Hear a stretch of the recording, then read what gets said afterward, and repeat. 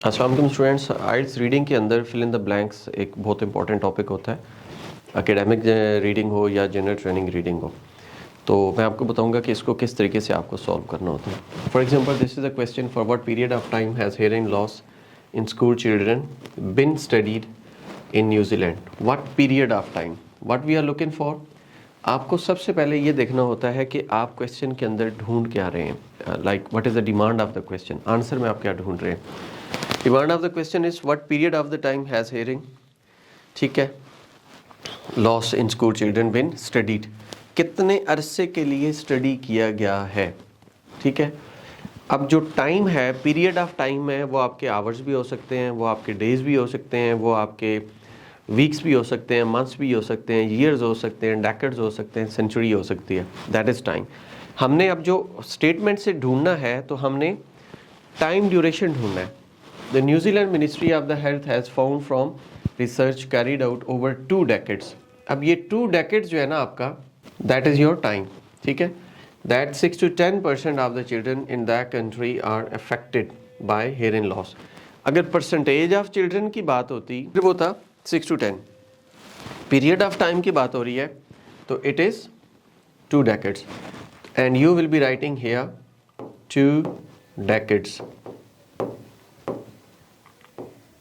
ठीक है। That is your answer. अब हम मूव करते हैं नेक्स्ट क्वेश्चन की तरफ। तो नेक्स्ट क्वेश्चन जो है वो आप देखें, in addition to machinery noise, यानी कि एक नॉइज़ तो आपका है मशीनरी वाला, दूसरा नॉइज़ शायद हो question, what other type of noise, other type of noise, machinery के अलावा जो नॉइज़ है वो हमने फाइंड आउट करना है। Can upset children with autism. 2 किस्म की परेशानियां आती हैं स्टूडेंट्स को, एक मशीनरी नॉइज़ की, लाइक एसी इज़ वर्किंग, ठीक है, सिस्टम इज़ वर्किंग, आपके पास लैपटॉप्स हैं, ये वर्क करते हैं, स्पीकर काम करता है, तो this is called machinery noise. Another type of noise, autistic spectrum disorders often result in the major difficulties in comprehending verbal information and speech processing, ठीक हो गया। Those experiencing these disorders often find sounds such as, अब sound such as कौन सी आवाज़ें हैं, crowd noise एक, and the noise generated by the machinery. एक होगी आपकी मशीनरी की नॉइज़ और दूसरी आपके पास होगी क्राउड नॉइज़, ठीक है। तो अब आपने जो लिखना है आंसर, आपने क्राउड नॉइज़ लिखना है, क्राउड नॉइज़। अब यहाँ देखा यह जाएगा कि आपके पास 1 word आंसर है या 2 word आंसर है। In addition to machinery noise, अब मशीनरी नॉइज़ के अलावा दूसरी कौन सी नॉइज़ है, तो अगर आपके पास 1 word है तो आप उसको लिखेंगे क्राउड, अगर आपके पास 2 words हैं तो आप लिखेंगे crowd noise, right, that is crowd noise. This is going to be the answer, ये आपने लिखना होता है। अब हम मूव करते हैं नेक्स्ट क्वेश्चन की तरफ। यहाँ पे देखिए, what term is used, what term is used, it's mean name of term. अब जब हम नेम ऑफ टर्म की बात करेंगे, टर्म की बात करेंगे, तो यूजली आपको जो टर्म मिलती है वो इन्वर्टेड कॉमा के अंदर होती है। तो आपने इन्वर्टेड कॉमा वाली टर्म को पैसेज में फाइंड आउट करना है। Use to describe the hearing problems of the school children which have not been diagnosed. वो कौन सी ऐसी टर्म है जो यूज हुई है हियरिंग प्रॉब्लम के लिए जो अभी तक डायग्नोज नहीं हो सकी। It is probable that many undiagnosed children exist in the education system with invisible disabilities। अब ये आपकी वो टर्म है, that is invisible। when you are writing your answer, तो आपने इसको एक दफ़ा during spellings writing आपने एक दफ़ा रुकना है, रुक के इसको कंफर्म करना है कि क्या यही है जो आप लिख रहे हैं, ठीक है।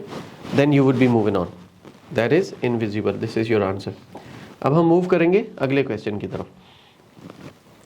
यहाँ पे है जी, what part of the New Zealand disability strategy aims to give the school children equal opportunities.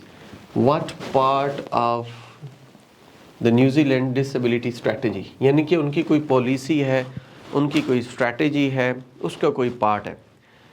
यानी कि एक बुक है मेरे पास, आइल्स रीडिंग बुक है, उस आइल्स रीडिंग बुक के अंदर अगर आपके पास कैम्ब्रिज आईएल्स 10 टेस्ट 1 आ जाता है या उसका सेक्शन 1 आ जाता है, पैसेज 1 आ जाता है, तो वो एक स्पेसिफिक एरिया आपका हो जाता है। ठीक है।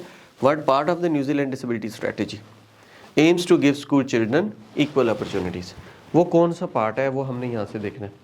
Objective 3 of the New Zealand disability strategy, ले ये तो सीधा सीधा आ गया, ठीक है।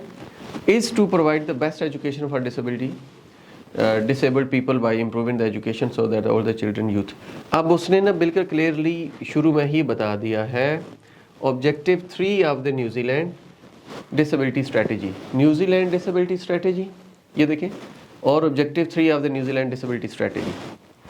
I will be writing, objective का ओ कैपिटल है तो यहाँ भी हम कैपिटल लिखेंगे, objective 3, this is the answer. अब यहाँ पे देखें objective is word, 3 is number, वहाँ आंसर में हो सकता है 1 वर्ड या 1 नंबर हो, 2 वर्ड्स एंड अ नंबर हो, इस तरीके से होगा और इस तरीके से हम इसको देखते हैं।